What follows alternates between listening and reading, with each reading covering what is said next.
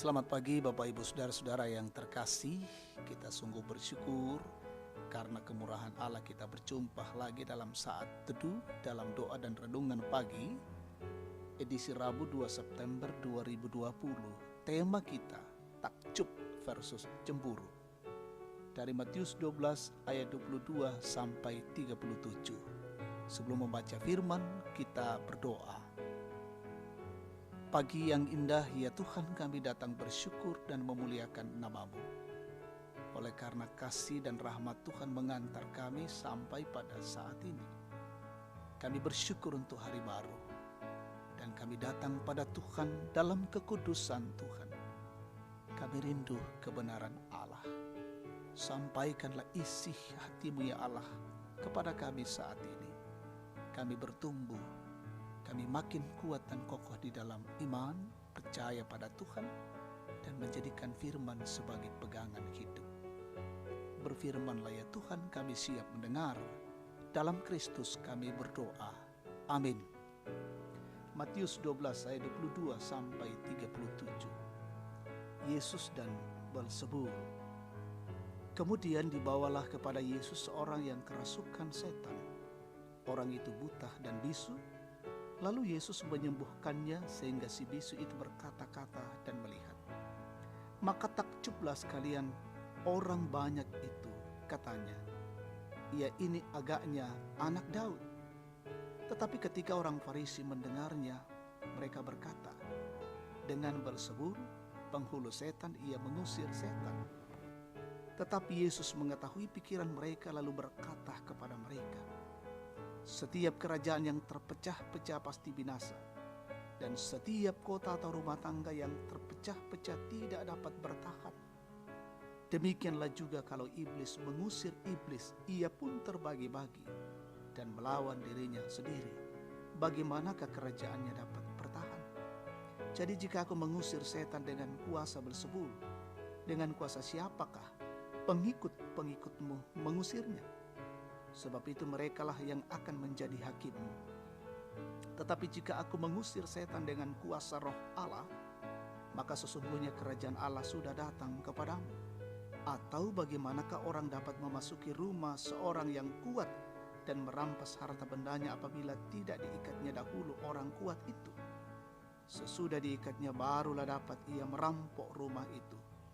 Siapa tidak bersama aku, ia melawan aku, dan siapa tidak mengumpulkan bersama aku, ia mencerai-beraikan. Sebab itu aku berkata kepadamu, segala dosa dan hujat manusia akan diampuni, tetapi hujat terhadap Roh Kudus tidak akan diampuni.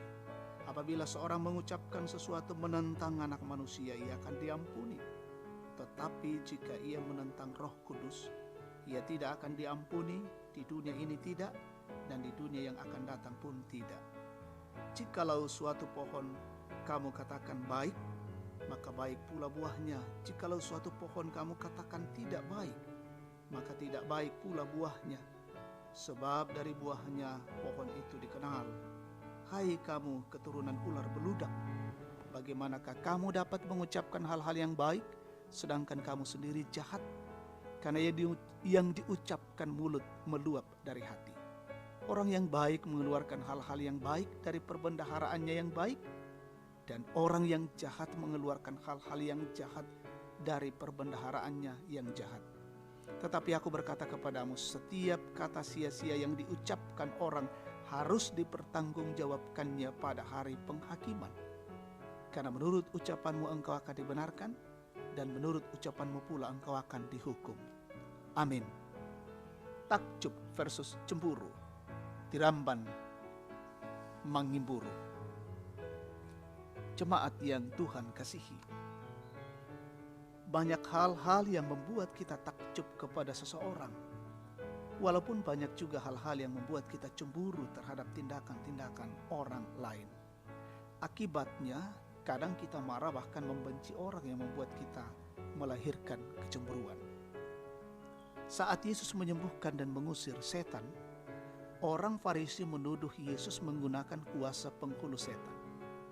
Saat itu penyembuhan terhadap orang yang kerasukan setan itu justru menimbulkan dua reaksi. yaitu reaksi yang menimbulkan rasa takjub dari orang banyak, bahkan telah menimbulkan diskusi bahwa kemungkinan Yesus adalah Mesias yang dinantikan. Sedangkan reaksi yang lain adalah tindakan orang-orang Farisi yang marah sehingga menuduh Yesus mengusir setan dengan pertolongan Belzebul. Yesus tahu bahwa orang Farisi juga mempraktikkan ritual pengusiran setan. Bahkan orang Farisi meyakini bahwa setan hanya dapat diusir dengan pertolongan Tuhan. Jemaat yang dikasihi Tuhan, jika kita mengamati perjalanan keseharian kita, maka pertanyaannya adalah apakah ketika kita menyaksikan seseorang berhasil melakukan sesuatu, kita pun ikut bangga? Ataukah kita justru memberi respon seperti orang Farisi yang justru cemburu terhadap tindakan baik yang dilakukan oleh Yesus? Dari bagian ini kita dapat belajar bahwa takjub akan memberi daya dorong terhadap diri kita untuk berbuat yang lebih baik.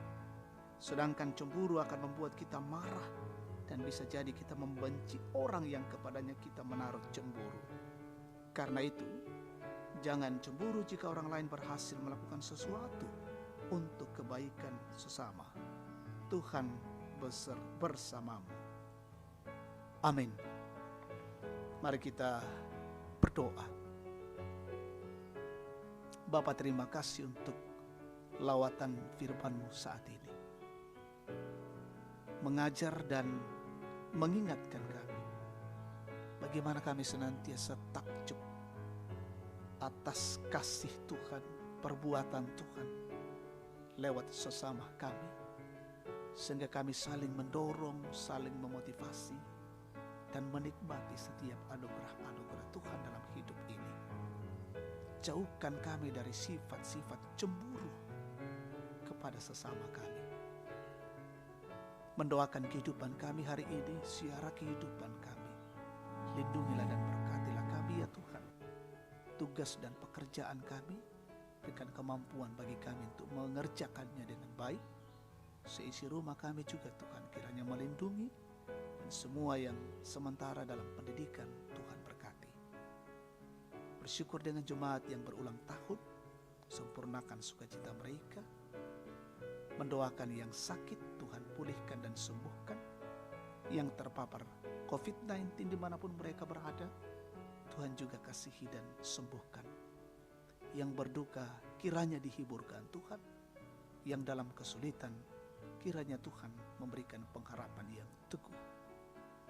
Mendoakan pemerintah kami, Tuhan berkati. Mendoakan seluruh masyarakat Indonesia yang berjuang melawan virus corona. Kiranya kami tetap pada protokoler kesehatan. Lindungilah kehidupan kami hari ini, dan biarlah hidup ini memuliakan Allah.